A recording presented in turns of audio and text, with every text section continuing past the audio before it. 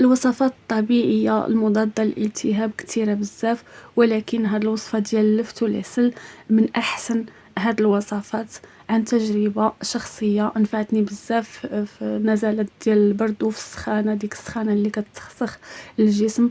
فاش كتبغي يجي شي مرض سواء الحلاقم ولا البرد، هذه كتنفعكم بزاف وكتخفف عندكم الاعراض لنسبه 75%. نسبه 75% نسبه كثيره بزاف.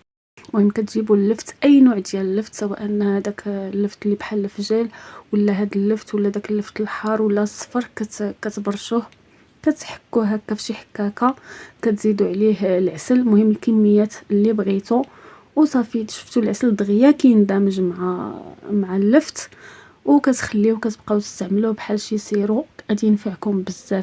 هي اكيد كتصلح حتى للدراري الصغار، غادي تنفعكم وغادي تريحكم من داك الدواء كامل.